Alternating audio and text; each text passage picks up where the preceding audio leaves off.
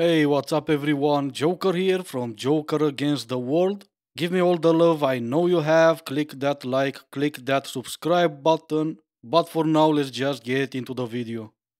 So you want to be a sugar baby. Let's talk about what that's really like, shall we? So you've been scrolling down TikTok on your For You page and you see a girl pop up and she's holding about $3,000 in cash. And she tells you that she made this money as a sugar baby.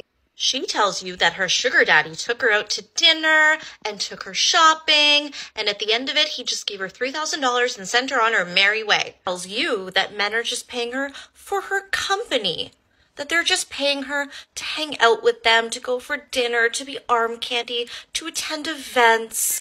She promises that she is not intimate with these men. Being intimate with your sugar daddy is not a requirement of being a sugar baby. It's not expected. And if you do want to do it, it is completely optional. It's completely up to you and only if you have a connection. This video is long enough and I need to pause it for fair use purposes, so you're gonna have to listen to my stupid voice a few times. But she is absolutely right. What they're gonna try to sell you is a dream. You're just gonna make all that money and have to do nothing in return. You ready for this? I've got dating rules that all high-value women follow. If you've seen this one before, we already know that she's a declared sugar baby on TikTok, pretty much just looking for sugar daddies. You can most certainly have a job while being a sugar baby. You can most certainly focus on building a business, having a career, getting along in your career, doing what you need to do. And she's gonna try to sell you a dream, either because misery loves company, or maybe she's too embarrassed to say what she actually needs to do for the money. I really don't know why she would consider herself a high-value woman, because, let's face it, she's not. And even worse, you're gonna have a career while being a sugar baby.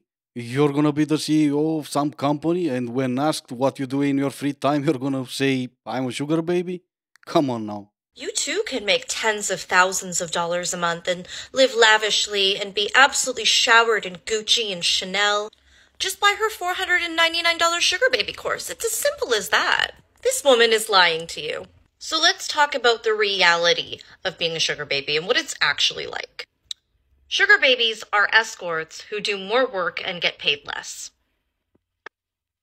That's it. Being intimate is not optional. It is expected. Men are not just running around handing over tens of thousands of dollars to women because they went to dinner with them. I understand that some women want to share the money and the gifts that they've received from their sugar daddies, client, but the one thing that they are conveniently leaving out is the intimacy thing. It is required. You're not going to get paid just to hang out with somebody. There are women online who will fight tooth and nail to convince you that they're not intimate with clients and that they don't have to be. They have internalized society's view that it's shameful to be intimate in these situations.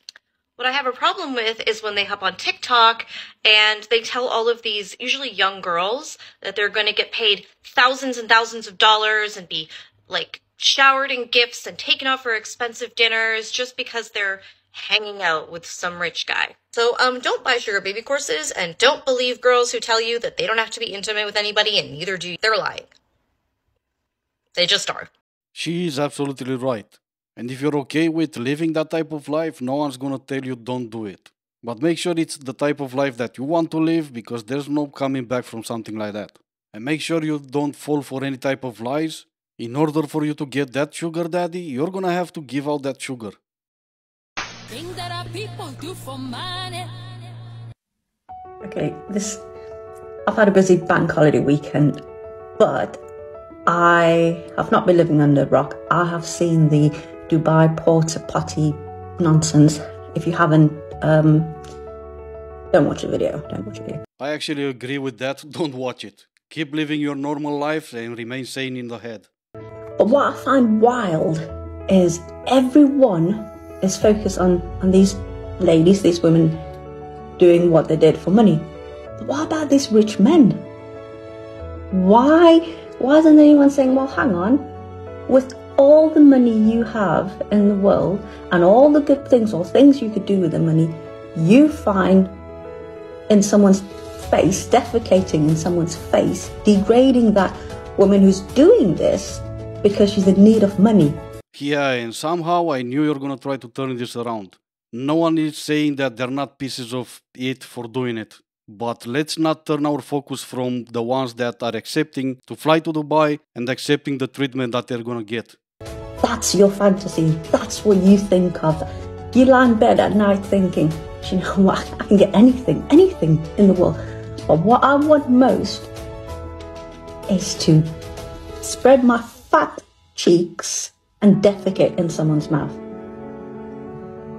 Oh, I'm pretty sure these Arabs and whoever, rich Americans in Dubai, will never see this. I hope they do, though. I hope they do.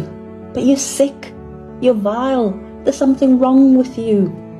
So let's stop focusing on these women, because what they did for money, I'm not saying it's right, but what they did, probably flying over to a foreign country, just thinking, well, I've got to go through with this now, because they weren't told this before they got there.